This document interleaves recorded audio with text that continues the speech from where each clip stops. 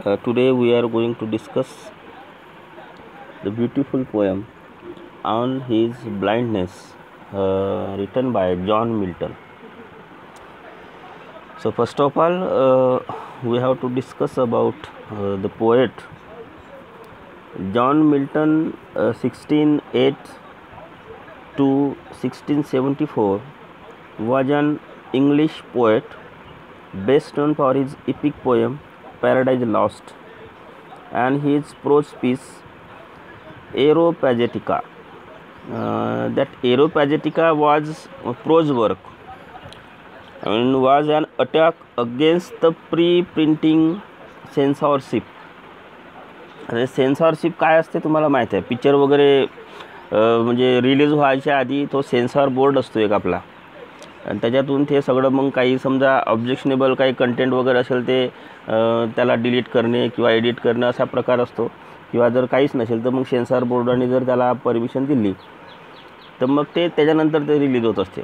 तसंच हा जो काळ होता 1608 1674, त्या काळामध्ये पण सुद्धा समजा एखाद्या लेखकाने किंवा कवीने जर काही एखादं प्रोस लिहिला किंवा एखादी पोएट्री लिहिली किंवा एखादं वर्क ड्रामा असेल जे काय असेल ते, तो प्रिंट व्हायच्या आधी त्याला कुठतरी परमिशन पाहिजे असायची, सेन्सॉरशिप.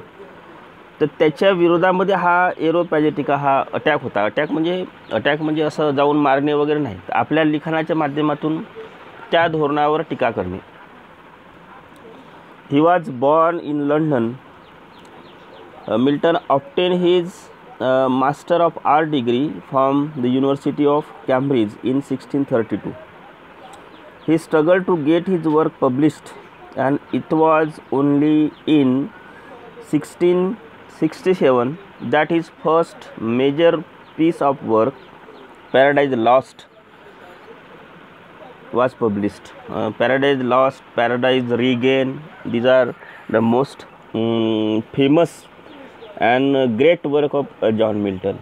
आणि हे आपण थोडक्यात लक्षात जर घेतलं, हा जो ड्युरेशन होता खूप मोठा असलेला आपल्याला पाहायला मिळते. That's why he attack that policy of pre printing censorship with the help of his prose work Aeropagitica. By that time Milton had lost his sight and was forced to dictate verse to family member and aides. तर समंत जेव्हा paradise lost लिहिला गेला तर त्यावेळेस मिल्टनची संपूर्णपणे दृष्टी चालली गेली होती, आंधळे झाले होते. तर तेव्हा म्हणजे जे आपण मग लिहिलं कसं असेल त्यांनी एवढं मोठं, म्हणजे तुम्ही जर आता एखादं आपण पोएम पाहतो किंवा एखादं इपिक म्हणजे महाकाव्य, जसं आपल्याकडे महाभारत आहे, रामायण आहे, याला आपण महाकाव्य म्हणतो, इपिक वर्क म्हणतो याला. म्हणजे खूप लाँग पोएम, म्हणजे जसं आपण 12 बुक्स एका पोएमचे लिहिल्या गेले आहे, खंड वेगवेगळ्या खंडामध्ये तयार केलेलं, असं लाँग जे पोएम असते त्याला इपिक म्हणतो. आपण जेव्हा बॅकग्राऊंड सेक्शन हे करू, डिस्कस करू, तेव्हा तुम्हाला कळेल त्याच्यामध्ये तर इपिक कशाला म्हणतो आपण. तर असं दिसेल की हा एक पॅराडाईज लॉस्ट आहे, तर हा असा खूप मोठी पोएम आहे, ती इपिक पोएम आहे. तर ही लिहित असताना मग त्यांच्या आपण डिस्क्रिप्शन पाहिले तर आपल्याला असं दिसून येईल की संपूर्ण विश्वाचं त्यांनी डिस्क्रिप्शन केलं आहे. तर मग आपण म्हणतो की आंधळे असल्यावर कसं केलं, पण ते initially he was not blind. म्हणजे आपण त्यांचं बालपण म्हणा किंवा जवळपास त्यांच्या आयुष्यातले काही वर्ष त्यांना सगळे डोळस होते, त्यांना सगळंच दिसलं. आणि जेव्हा माणूस एखादं पाहू शकत नाही तर रंगवणार कसं हा प्रश्न असतो. म्हणून शेवटी ते जेव्हा पॅराडाईज लॉस्ट लिहिण्यास घेतलं तेव्हा ते आंधळे झाले होते. आणि अशा वेळेस मग लिहायचं म्हणजे कसं, ते त्यांनी त्यांच्या मनामध्ये जे यायचं ते डिक्टेट करायचे, आणि मग त्यांच्या घरचे जे असेल फॅमिली मेंबर वगैरे ते त्यांच्या मग त्या पोएम त्या लाईन्स लिहून ठेवायचे. एवढी कठीण परिश्रम घेऊन तो त्यांचा पॅराडाईज लॉस्ट एवढा मोठा लिपिक आपल्याला त्यांनी लिहिलेला दिसते. आणि that was his first publish work. त्याच्यानंतर ही struggle by that time Milton has lost his sight म्हणजे दृष्टी. वॉज फोर्स टू डिक्टेट म्हणजे सांगणे, वर्स म्हणजे कविता, to family members and aids. Considered to be an incredibly influential literary figure, Milton's poetry was distinguished by its use of blank verse, peculiar diction and unconventional rhythm. आता या poem आहे John Milton like one of the great poet आपण जेव्हा म्हणतो, याच्या मागचं कारण जर काय असेल तर त्यांच्या ज्या पोएम होत्या, मोस्ट ऑफ हिज पोएम जसं पॅराडाईज लॉस्ट वगैरे तुम्ही पाहाल तर त्याच्या जो हे असतो म्हणजे मेट्रिकल लाईन, तर ती ब्लँक वर्समध्ये आहे. आता ब्लँक वर्स कशाला म्हणतो आपण? Line of iambic pentameter. आता हे तुम्हाला मी जेव्हा बॅकग्राऊंड सेक्शनमध्ये या डिटेलमध्ये सांगेल मी तुम्हाला का मीटर काय असते, पेंटामीटर म्हणजे काय असते. आता इयाम काय असते? इयामचा अर्थ असतो की सध्या आपण एखादी हे असेल 2 सिलॅबलचा जर एखादा वर्ड असेल, तर त्या 2 सिलॅबलमध्ये पहिला जर सिलॅबल हा अनट्रेस असेल, दुसरा ट्रेस असेल, तर त्याला सिलॅबल कशाला म्हणतो? आता सिलॅबलचा अर्थ असा की एक युनिट असते, the smallest unit of word ज्याला आपण म्हणतो, तर त्याच्यामध्ये 2 म्हणजे एक स्वर असेल आणि एकापेक्षा जास्त जर हे राहू शकते, त्याला काय म्हणतो आपण? एका सिलॅबलमध्ये एक स्वर आणि एकापेक्षा जास्त स्वर म्हणजे वावेल साऊंड, आणि एकापेक्षा जास्त कन्सोनंट साऊंड म्हणजे एक वावेल साऊंड, एकापेक्षा जास्त कन्सोनंट साऊंड असेल तर त्याला आपण सिलॅबल म्हणतो. आणि एका वर्डमध्ये, एका मीटरमध्ये तर किती सिलॅबल, म्हणजे समजा 2 सिलॅबल असतील, जसं आता आयममध्ये 2 सिलॅबल असेल, तर त्या 2 सिलॅबलमध्ये पहिला सिलॅबल हा ट्रेस असतो आणि दुसरा अनट्रेस असतो, तर त्याला म्हणतो इयाम म्हणतो आपण. मग ते अशा प्रकारे मग पेंटामीटर कशाला म्हणायचं? तर एका लाईनमध्ये समजा 5 मीटर असतील तर त्याला आपण पेंटामीटर म्हणतो. तर ब्लँक वर्स म्हणजे काय मग? तर एका लाईनमध्ये समजा 10 सिलॅबल असेल, 10 सिलॅबिक लाईन म्हणतो आपण त्याला, पण ते सगळे सिलॅबल कसे असेल? Untraced trace, untraced trace, untraced trace असे, आणि त्या 10 सिलॅबल मिळून 5 मीटर होतात, म्हणून त्याला आपण म्हणतो मीटर. तर पेंटा म्हणजे 5, म्हणजे असेच आयम्बिक पेंटामीटर कसं, तर ज्या लाईनमध्ये आयम्बिक पेंटामीटरची लाईन असेल पण अशा 2 लाईन असेल. ब्लँकवरचा अर्थ काय? समजा क्लोज कॉप्युलेट असेल, म्हणजे पहिली लाईनसोबत दुसरी लाईन जर राईम होत असेल तर त्याला आपण म्हणतो क्लोज कॉप्युलेट, त्याला आपण म्हणतो हिरोईक कॉप्युलेट म्हणतो. पण समजा आयम्बिक पेंटामीटरच्या अनराईम असेल, म्हणजे त्या लाईन्स राईम जर होत नसेल तर त्याला आपण म्हणतो ब्लँक वर्स. तर अशा प्रकारे मॅक्सिमम जे वर्क आहे म्हणजे जॉन मिल्टनचं, ते आपल्याला ब्लँक वर्समध्ये असलेलं पाहायला मिळते. आणि त्याच्यानंतर पेक्युलियर डिक्शन म्हणजे भाषा. आता त्यांचे जे वर्ड जेव्हा आपण पाहू, आता पर्टिक्युलर ही पोयम जेव्हा आपण करू, तर आपल्याला दिसून पडेल की एक लँग्वेज, एक वेगळ्या प्रकारची लँग्वेज त्यांनी यूज केलेली होती. आणि अनकन्व्हेन्शनल रिदम म्हणजे त्याला आपण म्हणतो चढ उतार, ट्रेस पॅटर्न वगैरे हा सगळा प्रकार. अनकन्व्हेन्शनल म्हणजे एकदम पारंपरिक नाही, म्हणजे जसा सगळे लोक जे ट्रॉडन पॅथ आपण ज्याला म्हणतो की सगळे लोक जे फॉलो करतात तीच आपण तशाच प्रकारे आपणही असं नाही. तर एक वेगळ्या प्रकारचं जे लोकांपेक्षा वेगळं करण्याची एक वेगळी कलाकृती आपल्याला त्यांच्या पोयममध्ये पाहायला मिळते. तर अशा प्रकारे जॉन मिल्टनचं थोडक्यात वर्णन आपण इथं पाहिलं. याच्यानंतर अबाउट द पोयम आपण पाहू.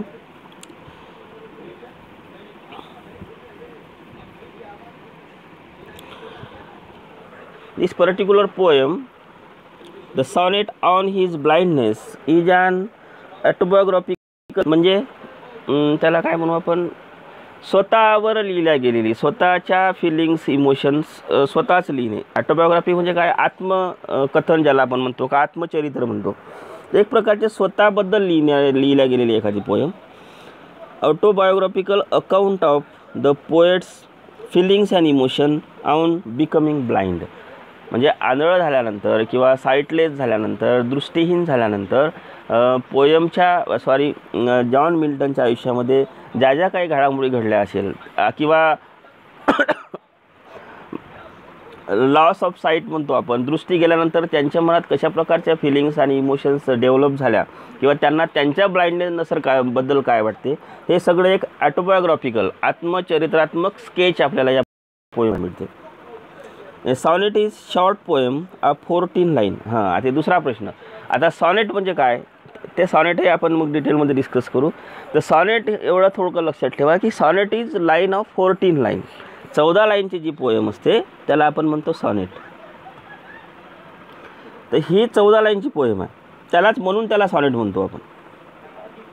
Sonnet is short poem of 14 lines with a formal pattern of rhythm. आता एक रिदमिक पॅटर्न, एक साधा फॉर्मल रिदमिक पॅटर्न इथे मेंटेन केलेला असतो. आता सॉनेटमध्ये मग 14 लाईनची, तर 8 आणि 6 14. तर या सॉनेटचे आपण 2 भागात कधी कधी रूपांतर करतो. म्हणजे पहिल्या भागाला आपण 8 लाईनचा पहिला भाग असतो, त्याला ऑक्टेव म्हणतो. त्याच्यामध्ये तुम्ही आपण जेव्हा पोयम पाहू द डिटेलमध्ये, तेव्हा तुम्हाला दिसेल की 4-4 लाईनचे 2 स्टांजाज आहे. आणि ते त्याचा एक रिदमिक पॅटर्न असतो पर्टिक्युलरली, ABBA ABBA हा आपला रायमिंग पॅटर्न असतो. किंवा सॉनेटचे प्रकार आहे, पेट्रार्गन सॉनेट आहे, दुसरा शेक्सपियन सॉनेट आहे, असे वेगवेगळे प्रकार आपल्याला पाहायला मिळते. तर त्याच्यामध्ये हा जो पर्टिक्युलर सॉनेट आहे तर याच्यामध्ये आपल्याला दोन भाग सॉनेटचे पर्टिक्युलर पडतात, की पहिल्या भागाला आपण ऑक्टेव म्हणतो, म्हणजे स्टांजा ऑफ 8 लाईन. तर तो octave has been divided into 2 part, तर त्याला मग क्वार्ट्रेन म्हणतो आपण. क्वार्ट्रेन म्हणजे स्टांजा ऑफ 4 लाईन. तर 4-4 लाईनचे जे दोन स्टांजा असतात त्याचा म्हणून तो पहिला भाग पडतो ऑक्टेव. आणि मग दुसरा भाग आहे त्याला आपण म्हणतो सेस्टेट. सेस्टेटचा अर्थ काय की स्टांजा ऑफ 6 लाईन. ते दुसरं याचं जेव्हा आपण हे मिनिंग पाहतो म्हणजे अर्थाच्या दृष्टीने जेव्हा विचार करतो तर असं आपल्याला आठवण येईल की पहिला जो भाग असतो ऑक्टेव त्याला प्रॉब्लेम रेजर म्हणतो आपण. प्रॉब्लेम रेजर, रेज करणे म्हणजे काय करणे, निर्माण करणे. म्हणजे पहिल्या भागामध्ये ऑक्टेवमध्ये दिसेल की ज्या ज्या काही आपला एखादा प्रॉब्लेम असेल, की एखाद्या फिलिंग्स असेल, इमोशन्स असेल, तर ते पुटअप करणे आणि तो आपला प्रॉब्लेम सांगणे पहिल्या भागामध्ये. आणि मग दुसरा जो भाग आहे सेस्टेट त्याला आपण म्हणतो प्रॉब्लेम सॉल्विंग पोर्शन म्हणतो. म्हणजे पहिल्या भागामध्ये ज्या आपल्या काही फिलिंग्स आहे, इमोशन ज्या आपल्या दर्शवल्या आहे, की जो आपला काही समस्या आपण निर्माण केलेली आहे, काय सांगितलेली आहे, त्याच्यावरचं समाधान आपल्याला त्या सेस्टेटमध्ये पाहायला मिळते. तर अशा प्रकारे सॉनेटच्या 2 भागामध्ये आपण वर्ण म्हणजे त्याचं डिवायडेशन करतो. एक पहिल्या भागाला आपण ऑक्टेव म्हणतो, दुसऱ्या भागाला आपण सेस्टेट म्हणतो. पहिला भाग 8 लाईनचा असतो, एक स्पेशल रिदमिक पॅटर्न ABBA असेल, ABBA असेल, त्याच्यानंतर CD हा सेस्टेटचा वगैरे पॅटर्न असतो. तर अशा प्रकारे फक्त लक्षात ठेवा तुम्ही की पहिला भाग हा प्रॉब्लेम रेजिंग पोर्शन असतो, तर म्हणजे ऑक्टेव हा प्रॉब्लेम रेजिंग पोर्शन असतो आणि दुसरा जो भाग आहे सेस्टेट हा प्रॉब्लेम सॉल्विंग पोर्शन असतो. एवढं फक्त थोडक्यात लक्षात ठेवा.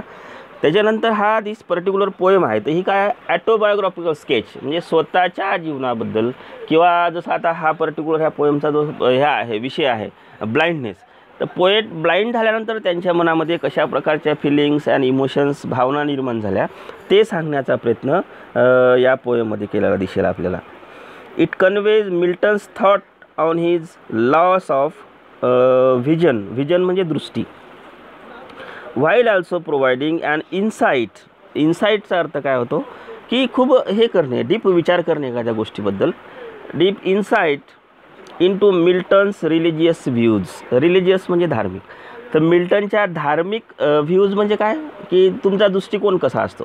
तर मिल्टनचा धार्मिक दृष्टिकोन कसा होता, किंवा धर्माकडे पाहण्याचा दृष्टिकोन कसा होता, परमेश्वराकडे पाहण्याचा दृष्टिकोन कसा होता.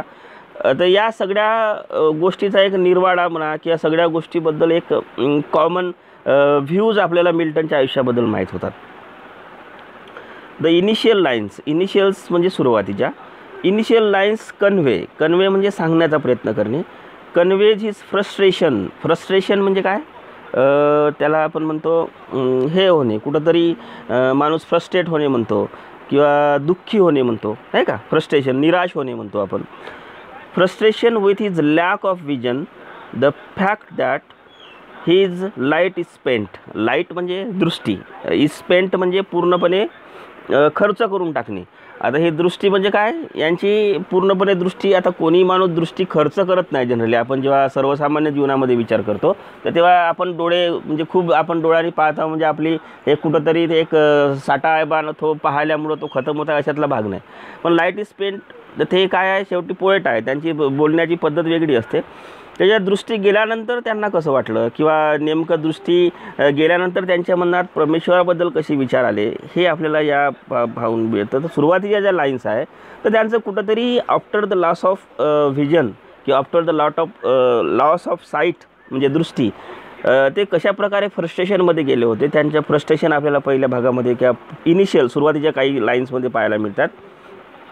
And that he may be enable to serve God and present God with a true account of his accomplishment. आणि त्यांना असं वाटते की कदाचित जोपर्यंत दृष्टी होती म्हणजे डोळे होते, जोपर्यंत त्यांचे जे काय होते डोळस होते, तोपर्यंत त्याचा मला पाहिजे तसा उपयोग करता आला नाही, किंवा मला परमेश्वराची पाहिजे तेवढी सेवा करता आली नाही.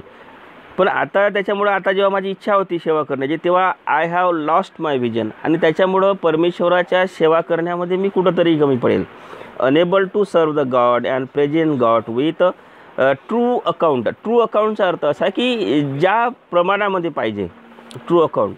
तर जेवढ्या प्रमाणामध्ये मी परमेश्वराची सेवा करायला पाहिजे, कदाचित या लॉस ऑफ साईटमुळे किंवा माझी दृष्टी गेल्यामुळे I would not be able to serve God and present my true account of accomplishment, किंवा कुठंतरी परमेश्वराची खरी सेवा मला इथे करता येणार नाही असं त्यांना वाटतं. His ability to write, ability म्हणजे क्षमता, राईट म्हणजे obviously he was by profession असं म्हणू आपण पोएट होता आणि पोएटचं काम लिहिणे. The only talent that he has been hindered by his lack of vision. आणि जसं आता प्रत्येकाचं एक काम असते, म्हणजे या जगामध्ये आपण म्हणतो की जसे विल्यम शेक्सपियर आपल्याला म्हणतात, this world is stage and everybody has to play his role.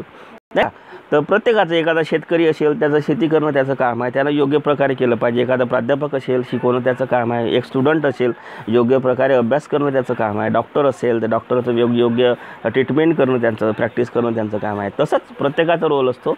आणि बाय प्रोफेशन हे काय आहे, पोएट आहे. त्याच्यामुळं he has the only ability and that ability is to write, compose poetry. आणि समजा एखादं रायटिंग करायचं म्हणजे आपल्याला दृष्टी पाहिजे. आपण म्हणजे डोळी गेल्यानंतर तर आपण लिहू शकत नाही. मला वाटतं त्यावेळेस ब्रेल लिपीचा वगैरे काय डेव्हलपमेंट झालं नव्हतं. आणि त्याच्यामुळे त्याला असं वाटतं की because of that create hindrance. हिंड्रन्सचा अर्थ काय, अडथळा निर्माण करणे. हिंडरचा अर्थ काय, अडथळा निर्माण करणे. आणि जे माझी ही जी होती ॲबिलिटी टू राईट होती, आता हे दृष्टी गेल्यामुळे त्याही माझ्या ॲबिलिटीमध्ये कुठंतरी अडथळा निर्माण झाला आहे. आणि तो अडथळा माझ्या लॅक ऑफ विजनमुळे होईल. आणि जे परमेश्वराची ज्या प्रकारे मी सेवा करायला पाहिजे, कदाचित I would not be able to serve god. He wonders म्हणजे आश्चर्य व्यक्त करणे किंवा एखाद्या गोष्टीवर विचार करणे. He wonders whether God will rebuke him for his inability. म्हणजे एक आश्चर्य व्यक्त करण्यापेक्षा त्याच्या मनामध्ये एक डाऊट आहे की कदाचित गॉड विल रिबकचा अर्थ काय होणे की तुम्हाला कुठेतरी डिवचणे किंवा तुम्हाला शिक्षा वगैरे करणे असा त्याचा अर्थ होतो. तर कदाचित माझ्या ह्या इनॅबिलिटी टू राईट, आता ते मी करू न शकल्यामुळे कदाचित वेदर गॉड वूड रिबक मी, परमेश्वर मला कुठंतरी पनिश करेल काय, अशा प्रकारचा एक त्यांच्या मनामध्ये एक डाऊट म्हणा असल्यासारखं आपल्याला इथे जाणवतो. It is patience. पेशन्सचा अर्थ, पेशन्स म्हणजे काय की वाट पाहण्याची वृत्ती, म्हणजे एखाद्या गोष्टीची वाट पाहणे, धैर्य ठेवणे ज्याला आपण म्हणतो. धैर्य, पेशन्सचा आपण इथे पकडू धैर्य. इट इज पेशन्स पर्सोनिफाईड म्हणजे म्हणजे त्याला काय म्हणू आपण, इनॅनिमेट ऑब्जेक्टला जेव्हा आपण माणसाची उपमा देतो, जसा निर्जीव वस्तूंना जेव्हा आपण म्हणतो की त्यांच्यामध्ये जीव आहे, किंवा निर्जीव वस्तूला म्हणतो की त्याला माणसाची वगैरे आपण त्याच्यासोबत तुलना करतो, तेव्हा त्याला आपण पर्सोनिफिकेशन म्हणतो. तर पेशन्स पर्सोनिफाईड दॅट रिप्लायज. आणि हे जेव्हा अशा प्रकारचा डाऊट होतो की कदाचित the only the ability I have that ability is to write, आणि ती ॲबिलिटी माझी कुठंतरी काय झाली आहे, हिंडर्ड झाली आहे. कशामुळे, because of loss of vision. आणि त्याच्यामुळे कदाचित त्याच्यामुळं I would not be able to serve God properly. त्याच्यामुळे कदाचित मी ज्या प्रकारात true account of my accomplishment म्हणतो की ज्या प्रकारात मी जेवढ्या प्रमाणामध्ये परमेश्वराची सेवा करायला पाहिजे, कदाचित ते मी करणार नाही. त्याच्यामुळे whether God will rebuke me, त्याच्यामुळे कदाचित whether God will punish me, whether God will scold me, अशा प्रकारचे डाऊट. वॉन्डरचा अर्थ काय, डाऊट जेव्हा त्यांच्या मनामध्ये तयार होतात तेव्हा तिथे पेशन्स. तर त्याच्या असं करत असताना पहिल्या भागामध्ये आपल्याला पाहायला मिळेल डाऊट, कशा प्रकारचे डाऊट्स त्यांच्या मनामध्ये निर्माण झाले. मग दुसऱ्या भागामध्ये आपल्याला दिसतो की पेशन्स. तर त्या डाऊटवर जे ॲन्सर आहे ते आपल्याला सेस्टेडमध्ये म्हणजे रिमेनिंग 6 लाईनमध्ये आपल्याला पाहायला मिळेल. तर तेव्हा पेशन्स म्हणजे धैर्य माणसाच्या आयुष्यामध्ये किती महत्त्वाचं आहे आपल्याला दिसते. तर तेव्हा तो पेशन्स पर्सोनिफाईड रिप्लायज, या सगळ्या डाऊटवर तो पेशन्स त्यांना रिप्लाय देतो. लेटिंग हिम know that God does not need man's gift but rather man's faith. तर तेव्हा तो पेशन्स सांगतो की परमेश्वराला तुमच्याकडून गिफ्ट नाही पाहिजे. परमेश्वराला जर काही पाहिजे असेल तर ते काय पाहिजे, तुमच्याकडून फेथ पाहिजे, विश्वास पाहिजे, परमेश्वरावर श्रद्धा पाहिजे. हे जर तुमच्यामध्ये असेल, ट्रू फेथ जर तुमचा परमेश्वराला असेल, तर that is the greatest gift to God by man, असं पेशन्स त्यांना सांगतो. पेशन्स म्हणजे इथं कोणी माणूस नाही, पण माणसाच्या मनामध्ये जे धैर्य नावाची जी गोष्ट असते ती त्याला सांगतो. शेवटी God rewards those who bear his mild yoke. आता योकचा अर्थ काय की तुम्ही आता खेड्यातले लोक असाल तर माहीत असेल, जे आपण बंडीला वगैरे अवताला जेव्हा आपण हे बैल जुततो तेव्हा त्याची मान त्या जुवामधून निघून नाही जावं म्हणून ते असं आपण दोन ते हे लावून त्याला रिंगण म्हणतो आम्ही, त्या लावून त्याला असं वगैरे बांधून, किंवा मग तुम्ही पाहत असाल की बळी वगैरे देताना तेच योगचा अर्थ तोच की जे बर्डन आपल्या मानेवर असते, किंवा कोणाला जर म्हणजे शिरच्छेद करायचा असेल तर ते तुम्ही एक लाकडाची स्ट्रक्चर पाहिलं असेल, त्याच्यामध्ये त्याचं मुंडकं ठेवलं जाते मग ते कापलं जाते, तर याला आपण योक म्हणतो. Reward those who bear his mild yoke. तर हे बर्डन आयुष्यभर माणसाच्या आयुष्यामध्ये कुठंतरी सगळं पाहिजे तसं मिळत नाही, तर कुठंतरी माणसाला परमेश्वराच्या काही हे असतात म्हणजे इच्छा असतात, त्यानुसार माणसाच्या आयुष्यात काही काही घटना घडत असतात आणि त्याच्या ज्या इच्छा आहे त्याचं जे बर्डन आहे ते आपल्याला सहन करणं म्हणजेच त्याला खूप मोठा रिवॉर्ड देणं परमेश्वराला, असं इथे तो पेशन्स याला सांगतो. It is likely that the burden that has to be borne in this context is Milton's loss of vision. आणि हे योग, हे बर्डन, हे कुठंतरी जे आहे कदाचित ही लॉस ऑफ विजनसुद्धा ही परमेश्वराचीच इच्छा असली पाहिजे असं त्यांना कुठंतरी मग जाणवायला लागते. त्याच्यामुळं whatever the wish of god is there we have to follow. परमेश्वराची जशी अपेक्षा असेल, जशी इच्छा असेल तसं आपल्याला वागावं लागतं किंवा ते सगळं आपल्याला सहन करावं लागतं. And that is patience, that is called patience. तर तो आपल्यामध्ये असायला पाहिजे. Angels and those in the service of God help those who remain faithful and believe in God. This is emphasized by the final line. तर हे सगळं ते परमेश्वराच्या जो माइल्ड योग असतो की परमेश्वराच्या ज्या इच्छा असतात, योगचा आपण सर्वसाधारण असा पकडू की त्या सगळ्या, आणि बाकी there are thousands of angels and thousands of other people, they are serving God in various ways. म्हणजे वेगवेगळ्या प्रकारे प्रत्येकजण कुठेतरी परमेश्वराची सेवा करण्याचा प्रयत्न करतो, नाही का. तर अशामुळं आपण परमेश्वरावर फक्त विश्वास ठेवणं आणि त्याच्या जे काही इन्स्ट्रक्शन असेल किंवा ज्या विश असेल त्याला समाधानाने फॉलो करणे, हे सुद्धा एक प्रकारची परमेश्वराची सेवा करणं आहे. अशा प्रकारचा एक विश्वास त्यांना शेवटी पेशन्स, पर्सोनिफाईड पेशन्स त्यांना देतो, ते आपल्याला शेस्टेटमध्ये पाहायला मिळते. तर अशा प्रकारे हे this is brief information about the poet and about the poet. Remaining part, the particular text we will discuss in next part of the video. Thank you.